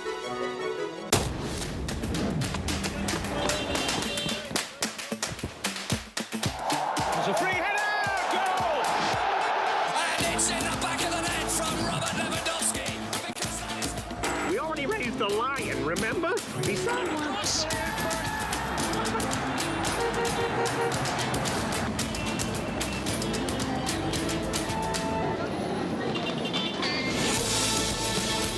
Looking for the ultimate football experience? Front row seats to feel every emotion, to be part of the conversation and to live every banter. Looking for Ronaldo, Hazard, Sterling for massive skills and out-of-this-world moments. Looking for crystal clear picture quality, expert analysis, and the full experience of the Euro 2020. Come and get it. Watch the UEFA Euro 2020 live on SuperSport from 11 June to 11 July on GoTV. Love it. This broadcast is proudly brought to you by BetKing, Playground for Kings. Thanks for staying. Buniadi, once a vibrant and prosperous community in Yobe State, suffered severe setbacks at the height of Boko Haram insurgency in the northeast.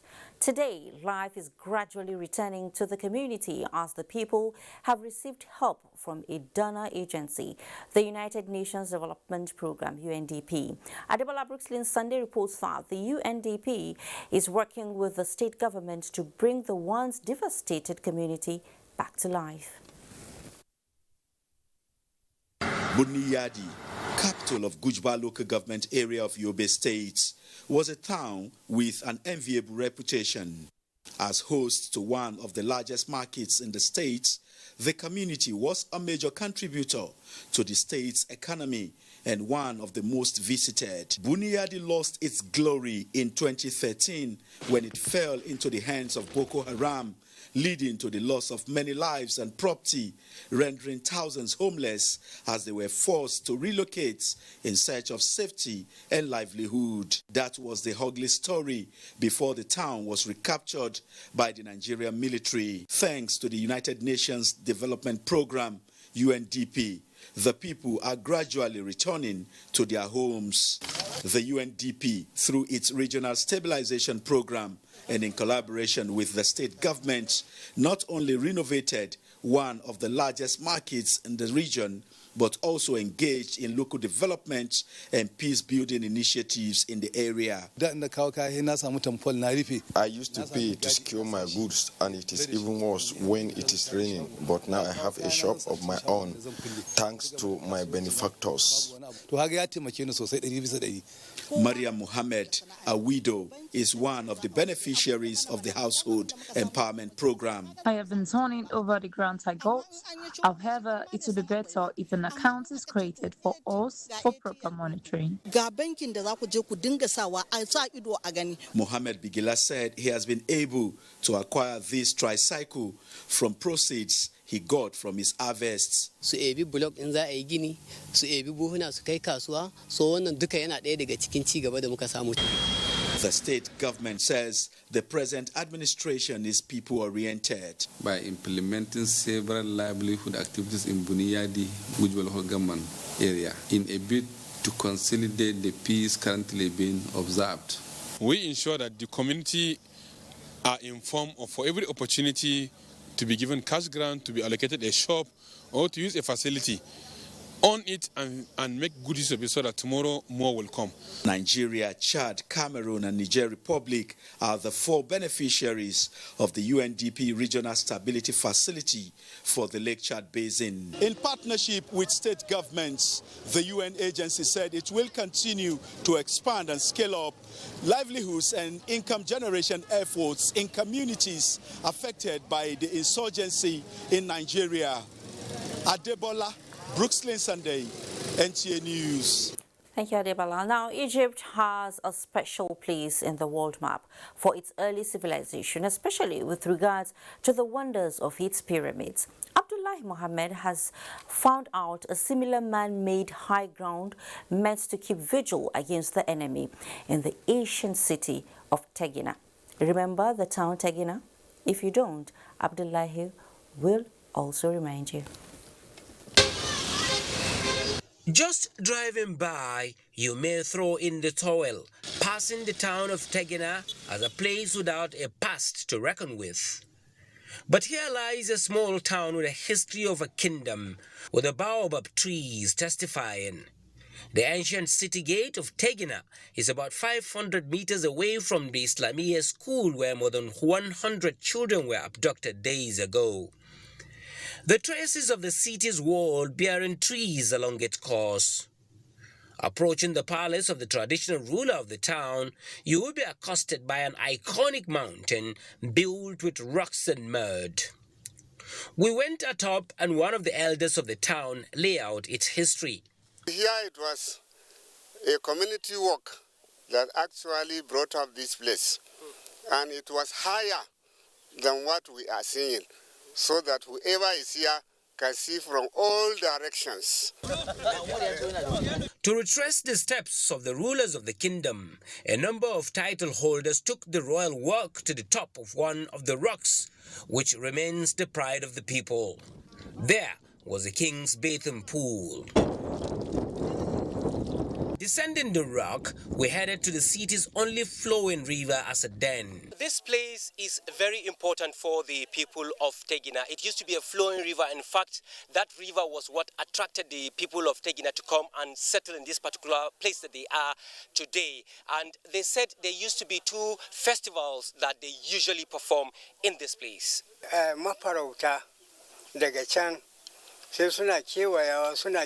Local hunters discovered the river and set the move for resettlement. Though the river has shrunk to the size of an oasis, it is still revered by the people. And annually, they come here to pay homage. Tegina has the history of a kingdom which harbors the piece of the story of another kingdom. The descendants of Ugu, another city not more than a kilometer away, still hold in high esteem their own heritage, but their dialect is gone. Even if you are talking, I say you're from Tegina, say no, so So they don't even want them to be associated with another tribe. They have to show where they come from. Tegina is like many other cities across the country. Only if you scratch the surface, you may not understand its history. In Tegina, Rafi local government area of Niger State, Abdullah Mohammed, NTA News. Lovely history. Now to sports. The 16th edition of Europe's flagship football tournament kicks off this weekend with several firsts and innovations to beat as the Nigerian Television Authority has concluded all arrangements to transmit the matches. Euro 2020 is the focus of this special report. After a year-long wait, the UEFA Euro 2020 football tournament is finally upon us. Euro's quadrennial football showpiece was supposed to go down in 2020, but the coronavirus pandemic meant that the tournament had to be postponed by a year. Football fans have an action-packed June and July to look forward to because Euro 2020 will be hosted by 11 different countries and kicks off on Friday with 24 teams in the midst of coronavirus. Each venue will have a limited number of fans in attendance. For 11 countries to be hosting Euro 2020 for the first time, I think it is unique. We all understand why it is happening. It is because of the pandemic. I think it is better for them to play safe. In the early days of the tournament, the final was made up of only 4 teams, later expanded to 8 in 1980 and again 16 in 1996, before reaching its current 24-team format in 2016. The qualifiers produced drama, upset and history-making moment as North Macedonia will make their first ever major tournament appearances, while Scotland reached their first finals since 1998. Italy are in Group A along with Turkey, Wales and Switzerland, while Group B has one of the tournament favorites and number 1 ranked team in the world, Belgium, drawn alongside Denmark, Russia and Finland. Group F features Portugal, France, Germany and Hungary. VAR will make its debut at the tournament. Apart from this, the total prize money for the competition has increased from the previous 2016 figure of 371 million euro. The tournament also COVID-19 specific rules and protocols in place that every team must adhere to for fear of COVID-19. Most of the players we have seen perform day in, day out during the season may just fade out, and what we are going to see will be a new crop of players emerging, players who have not had opportunities before. Today's European Championship stands as the second most watched football tournament in the world, behind only the FIFA World Cup, with its 2012 final attracting a global audience of 300 million. Euro 2020 in 2021 will serve as the 16th official tournament in the European Championships, and football fans around the world have a great opportunity to enjoy, but mostly from home, no thanks to coronavirus. With sports update, Omoyemi Unubun. Thank you, Maria, for the sports package. I hope you enjoyed today's episode of News Extra. Looking forward to doing this with you again next week. But I have to apologize for not bringing the special report on flowers, but I promise you we'll bring it next week. Don't forget to join the NTA in standing against rape and rapists. Enjoy the rest of your night. I am Fatima Marbuba.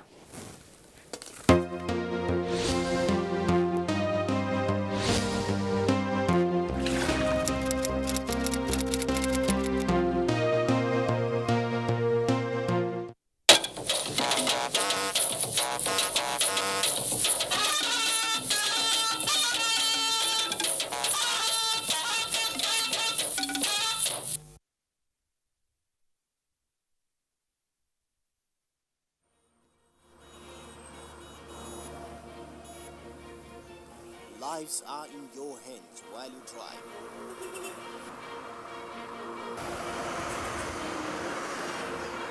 Protect yourself and others on the road. Road Matters, shown on the network service of the NTA.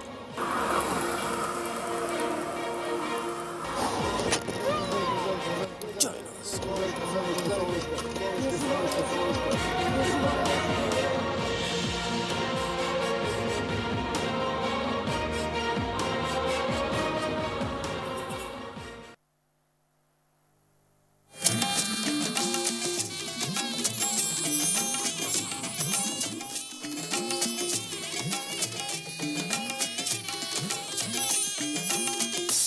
This is the network service of the NTA.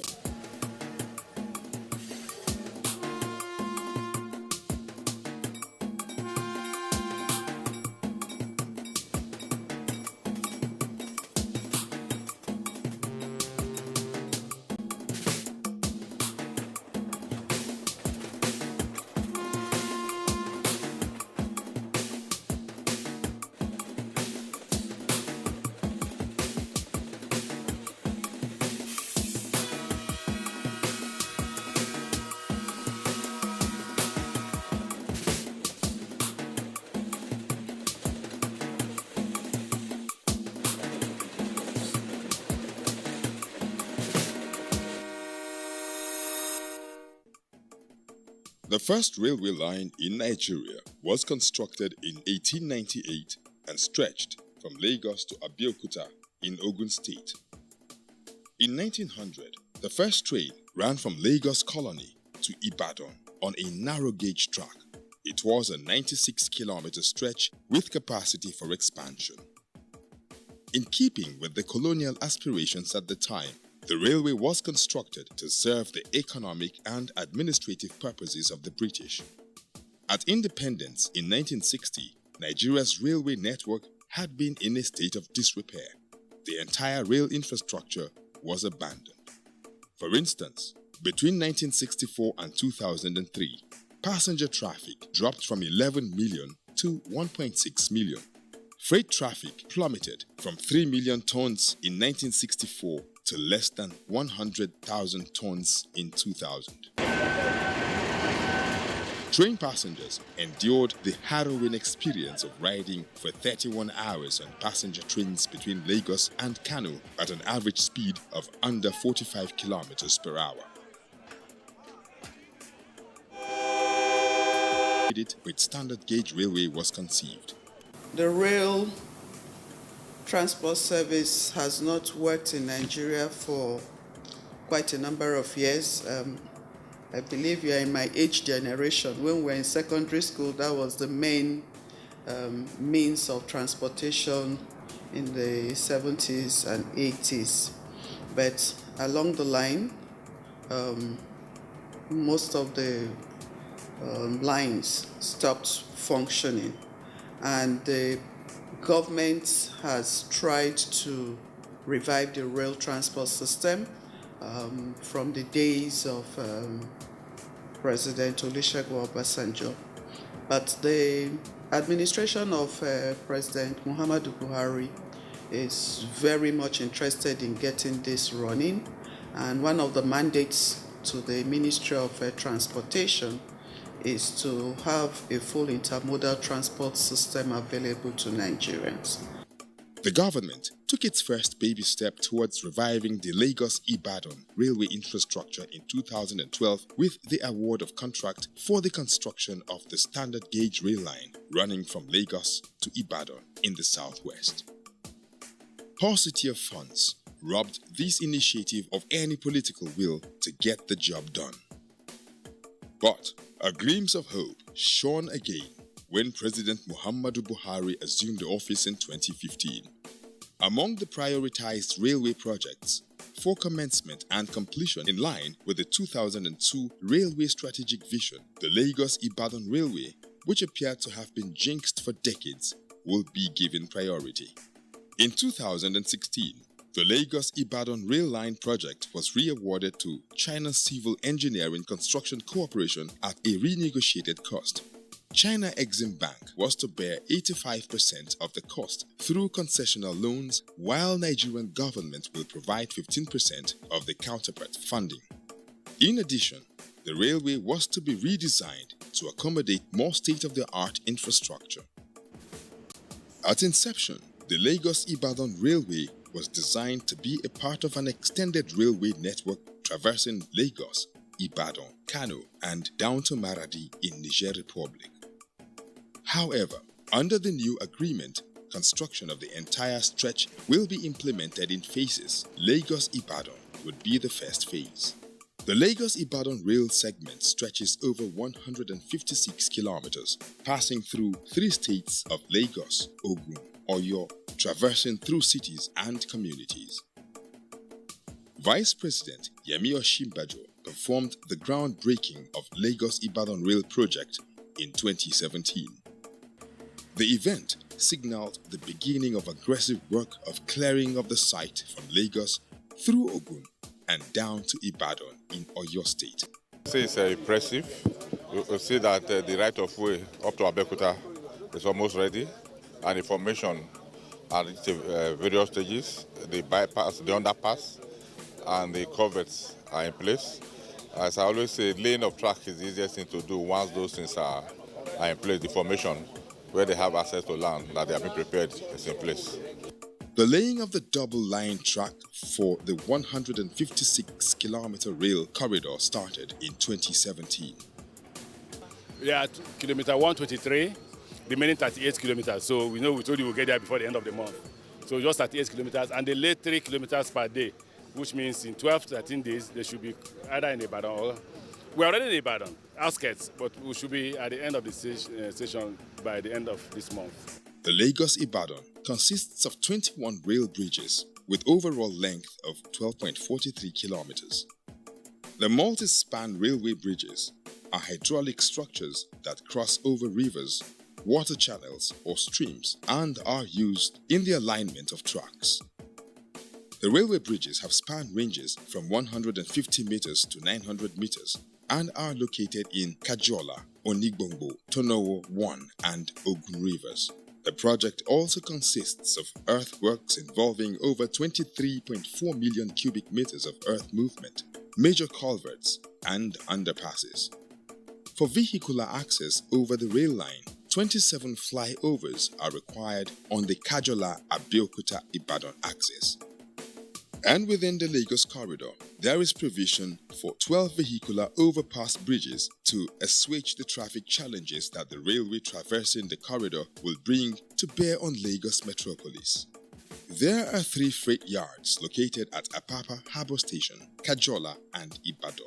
The rail corridor also includes rolling stock workshops and depots in 3 locations on the corridor, Kajola, Abeokuta and Omiadio.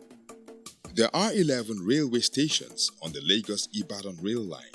4 are classified as mega stations, while 7 are standard class stations. The mega stations are located at Apapa, Ebute Metta in Lagos, Abeokuta and Ibadan and have capacity to accommodate between 4,000 to 6,000 passengers at peak hours. The 7 standard class stations are located at Apapa Bay, Agege, Papalanto, Agbado, Olodo, Kajola, Omiadio and come with much more features similar to those at the Idu Standard Class Station. Sustained inspection and engagement between ministry officials and the contractors ensured that work on the corridor advanced progressively. It doesn't matter. You must find a place by which you can come with your black material, with the narrow gauge to this area and start laying. Because what's making them use here is because it's available. It's available. And we say, forget whether I see it or not. I'm seeing here now. I'm saying the damage is being done on this land because you have not laid track. If you lay track, nobody will use it. Nobody will climb vehicle on this.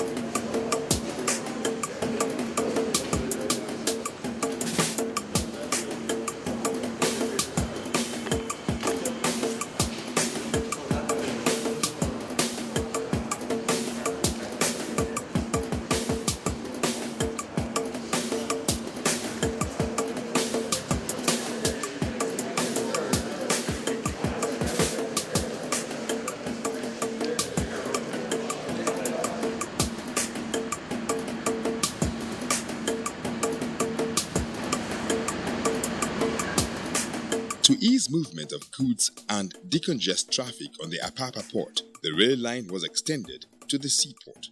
We have received 9 locomotives for freight. We have sent 2 to Itapewari because of the plan to move the AKK pipes through that line from Warri to Ajakuta. And 7 locomotives and 2 shanty locos have been left to run the port to see how far we can help in decongesting the port and reducing the traffic problem in Apapa area. So we were going to be running on both the standard and narrow gauge. So those who have load to take further north will use the narrow gauge, and those who have planned to stop at Ibadan, at Bekuta, we can encourage them to use the standard gauge. So there is going to be high demand for freight, and however, we're also going into arrangement with Lagos State to do the interstate movement, the mass transit on the standard gauge.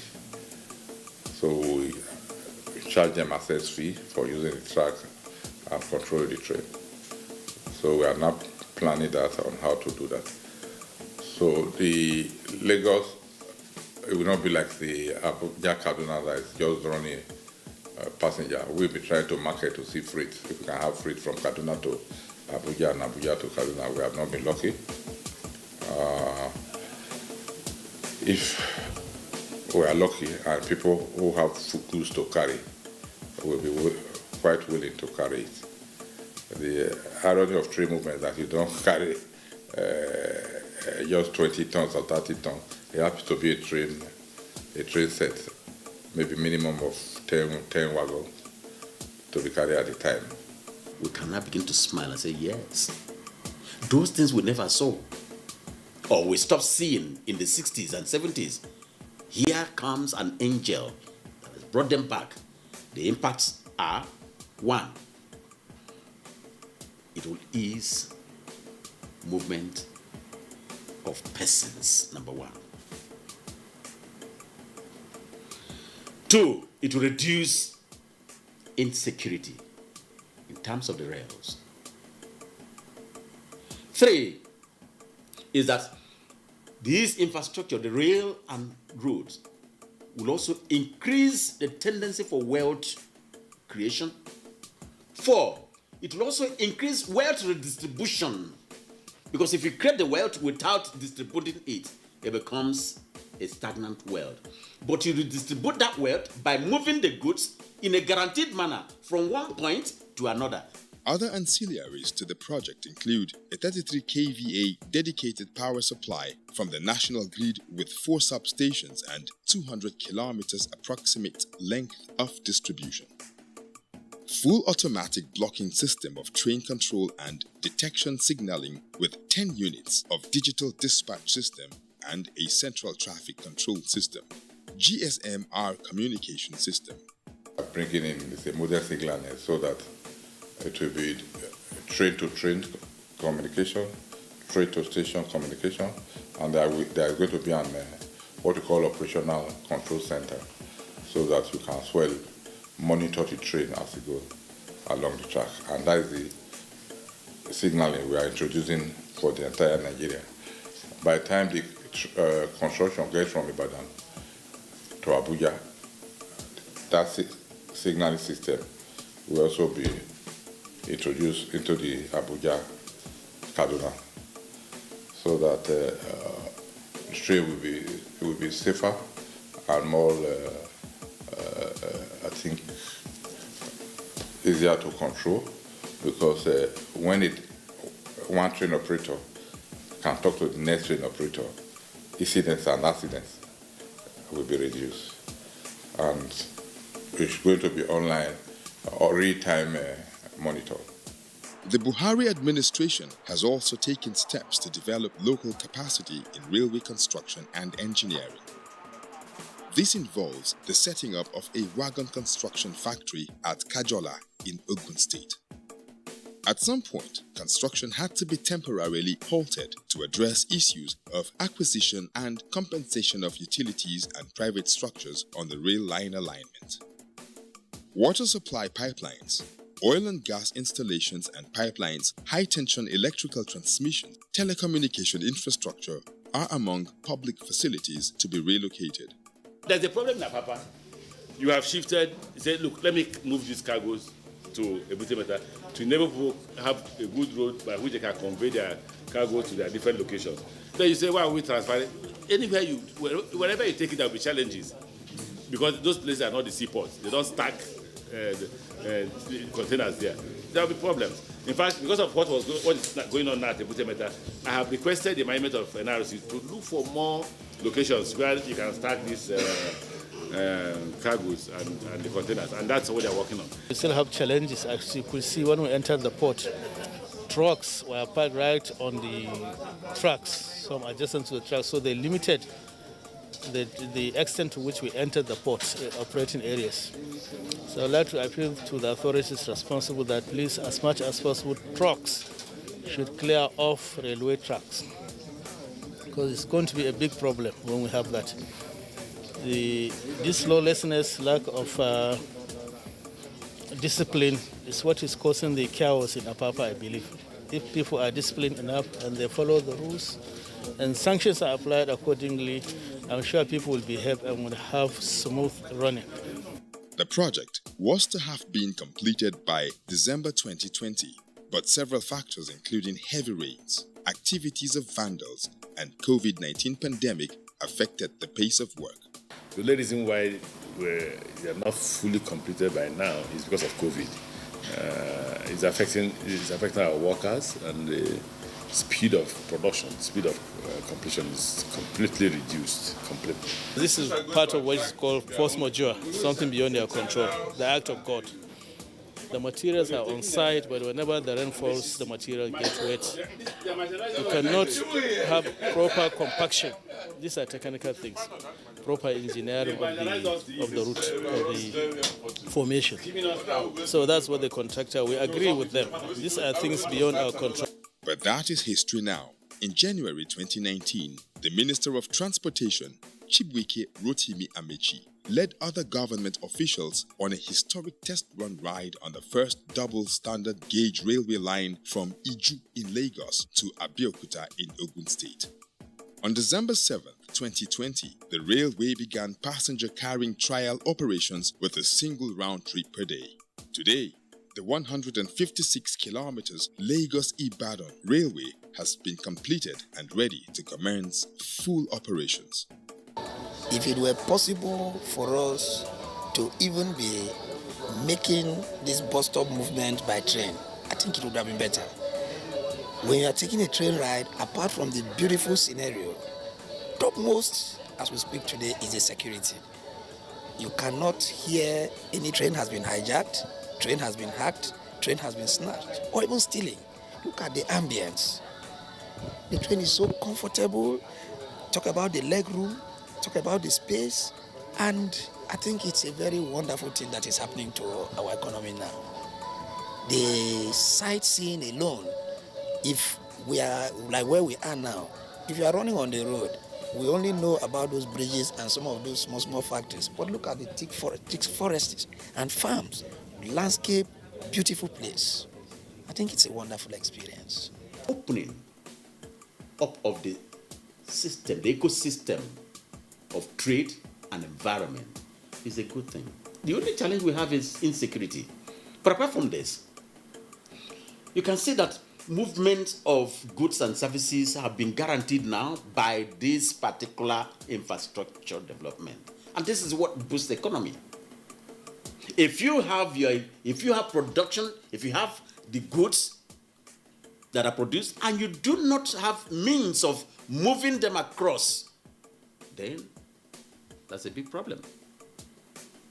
But the good thing is that with this infrastructure, the rails connecting here and there and there. A lot of people in this neighborhood are already planning to come around to establish new businesses, whereby we allow people to come in to be employed.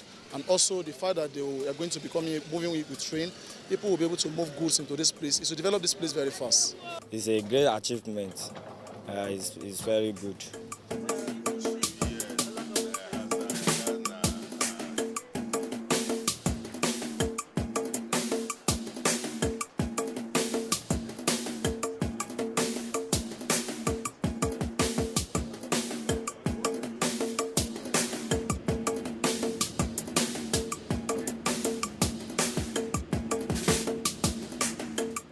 The Buhari administration is also in the process of changing the narrative in the maritime industry. For decades, maritime trade in Nigeria, and indeed in the Gulf of Guinea, plummeted because of activities of pirates and criminals. Despite the huge potentials of the water bodies estimated at over 70% in trade transactions, Nigerian water is designated as the most unsecured maritime space in the world. Regardless, the narrative is about to change as the Buhari administration has injected a new impetus to secure the Nigerian maritime environment. The game changer is codenamed the Deep Blue Project. The Deep Blue Project is designed to ward off criminals and criminality in the nation's territorial waterways and indeed the Gulf of Guinea in general. The components include the human assets involving specially trained forces drawn from the Nigerian Navy, Army, and other security agencies. The project also consists of 2 special mission vessels, SMVs, known as DB Abuja and DB Lagos, equipped with interceptor boats, special mission aircrafts, unmanned aerial vehicles, UAVs, special mission helicopters, and armored vehicles. The C4I is the brain and heart of the Deep Blue Project. It can see, monitor, and record all operational activities to give order to the Deep Blue assets. This consists of the Command, Control Computer, Communication and Information Center, C4I. Today, all the Deep Blue platforms are on ground and NIMASA now has the capacity and capability to function effectively.